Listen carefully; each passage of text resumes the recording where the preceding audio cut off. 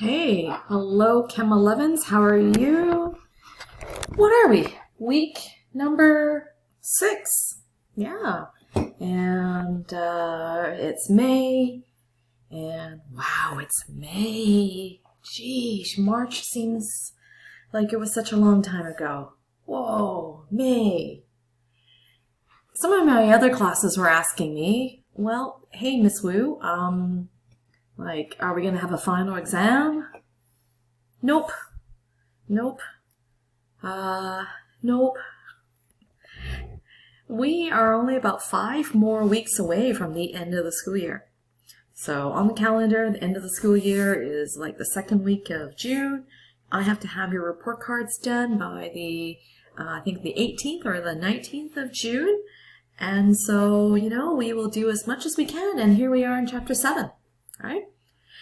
Just a reminder that this is a new workbook, that this workbook is not Hebden, and I've given you the PDFs of 7.1 all the way to 7.4, and we are still on section 7.1. We started 7.1 last week and went into talking about solutions and some of the words here, and of course solubility, and you did some work with solubility. And this is where we came to a stop. So we stopped here on page 414, and this is where I want to start off again this week. So if you have this printed, great. If you don't have this printed, no worries. This is sitting in our OneNote class notebook. Right? So the words are soluble and insoluble. The definition of soluble means, well, we visualize it as being able to dissolve in water, right? That's pretty straightforward. So what does it mean when it doesn't dissolve very well? Like, how well is well and how not well is it when we call something not to be quite soluble? We define low solubility as being able to dissolve less than 0.1 mole of that solute into a liter of solution at 25 degrees Celsius. And then, of course, the opposite of that, when we say, hey, it is soluble, it means that we are able to dissolve more than 0.1 mole of the solute into a liter. So we saw from our homework, sugar is definitely soluble. We got something like 5.94 moles in a liter, right? So how do we know? How can we predict? Are we supposed to know that certain things dissolve well and that certain things don't dissolve well? And that brings us to this, what's known as the solubility table. How is this read? This is read with the column over here. Here we have our negative ions, so like your nitrates and your chlorides and bromides and so forth. Whoops.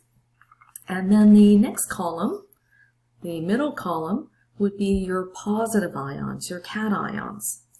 And then on the far right hand side, we will then be able to see if that combination is soluble or whether it does not dissolve very well and therefore having low solubility. Let's check the first one, like salt, NaCl. How would we look up salt? So here I find Cl, the chloride ion, and it is not silver, lead 2, or copper 1. So then the sodium ion falls into the category of all others. So sodium ion and chloride ion, NaCl, that combination is soluble. So again, soluble means that we are able to dissolve. And if we're able to dissolve in water, then, we can say that it's aqueous. We can dissolve it in water. Let's find another combination. Let's find the salt. Let's see. Let's say calcium sulfate. So what we would do is look over here for sulfate. There it is. And what happens when calcium is combined with sulfate to make a compound? Oh, there it is. So calcium sulfate, that particular combination has low solubility. Ooh. So low solubility, if you remember the definition, it means that we are only able to dissolve less than 0.1 mole per liter. So any more than that, then it doesn't dissolve very well and it sits at the bottom. So a lot of the calcium sulfate sits at the bottom as a solid. So when we have something that has low solubility, sits at the bottom, we often call it a precipitate. And that precipitate is a solid sinking to the bottom, right? So how are you doing? How are you doing reading this solubility chart? I know you're thinking in your head, do I have to memorize this? No. You will always be given the solubility table on a quiz or a test in grade 12 even. You are given this. Okay? So before we try a few more combinations, let's just do a quick check. Number one, what is an anion and what is a cation? The answers are over here. An anion is a negative ion and a cation is a positive ion. Okay, so anion is a, oops, jeez, how did I get that? What is that? Okay, so an anion is a negative ion, and then a cation is a positive ion. Which salts containing cations are always soluble? So which positive ions are always soluble? This is kind of cool. See these ones over here? Yeah. So anytime we have our alkali ions, so that would be our lithium and our sodium and our potassium, rubidium, cesium, right? Yeah, right? You get it? The hydrogen ion, our ammonium ion, all of these. Whenever we see those in a compound, they are always going to be soluble. So it's kind of useful. Let me clean this up a little bit. It gets a little bit messy. So that's kind of useful. So we barely have to look it up. So all your alkali ions, so that again would be your sodium, potassium, right? Oops, having trouble writing that. Your hydrogen ion and your ammonium ion. Any time we see a compound containing any of those, barely have to look it up. It's going to be soluble. And now, which anions are always soluble? So I'm going to look over here on the first column, which anions are always soluble, and that would be our nitrate. Anytime we see a nitrate, it is going to be a soluble combination. So anything containing our nitrate, NO3 -1. Which salts containing which anion have a low solubility most often? Let's see. Which negative ion has a lot of low solubility? Well, that one only has 3. This one has like 5. Wow, this one's pretty bad, eh? Oh, this one's pretty bad too. Oh, your phosphates, carbonates, and sulfites. They're only soluble with alkali, hydrogen ion, and ammonium, and then everything else has low solubility.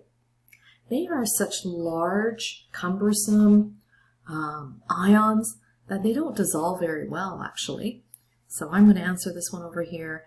Our phosphates and our carbonates and our sulfites, they all fall in the same category. And more often than not, they form combinations which have low solubility. Don't dissolve very well. Okay. So here are some of those that we are going to look up. So let's see. NaCl, we already looked that one up. That one is soluble. Anything with an alkali ion, like sodium ion, it is soluble. Next one, calcium carbonate. Okay, let's see what we're going to do. Again, I'm just going to clean up the solubility table. So the carbonate, here it is. Calcium is not an alkali ion. No, not that. So then, I guess, calcium fits in the category of all others. So I kind of think of this like one of those choose your own adventure books, right? This with this. Then the combination is low solubility. Okay. So that is an LS. Next one, CuCl2. CuCl2. Let's see where we would look. CuCl2, just a reminder, that came from the copper with a +2 charge and the chloride with a -1 charge. Remember the crisscrossing to write formulas, right? So this is the copper +2. So be careful about that, because when I find the chloride ion, this is a copper +1. No. So copper +2 is really in the category of all others. So copper +2 and chloride is actually soluble. I knew they would throw this one in. A little bit tricky. So this one is actually soluble. See this copper 1 chloride over here at number 9? That actually has low solubility because it's a copper 1. And again, let me clean this up a little bit. So, okay, oops, and let's get rid of that. And let's get rid of this. And let's get rid of that. And so copper 1 chloride, here's the chloride, here's the copper 1, and that particular combination has low solubility. Okay, are you doing a little better? Yeah? Reading this table? Okay, good. Nice. So I'd like you this week to finish this off. Okay, reading from the solubility table, trying to figure out whether those combinations of cation and anion would be soluble or whether they have low solubility. Well, well, well. That is it. That is all I wanted to teach this week. And I was hoping that it would be somewhat of a shorter lesson this week, because I do know that some people are preparing for AP exams for next week. So I'll just keep this nice and short. However, that does bring us to the end of section 7.1. And I would like you to do these questions. Whoa, how many pages are we talking about? 2 pages. That's not so bad. So for those of you who can print this out, maybe just print these 2 pages out and just write on it. For those of you who don't want to print this out, then just write the answers on a separate piece of paper. Okay? I do not need you to hand this in. I just need you to be all caught up. You know why? Next week I'm going to have a short little quiz that I'm going to give out in the form of one of those Microsoft forums, right? Where you just go online and click multiple choice or click answer this. So I'm going to have a quick little quiz just to make sure you're okay with what we've done so far in the solutions chapter. I wasn't going to show you, but I'll show you. The answers are actually over here, okay? 7.1, a little bit small, but here we go. And it does continue on to the right-hand side column, okay? So it continues on over here. So I have given you the answers. Should be no problem getting that done, checking your answers along the way, okay? Now, put sugar into iced tea. Solubility. If you're not part of the solution, then you have low solubility. You're part of the precipitate. Oh. Well, I leave you with those. Hope you have a good day. Bye.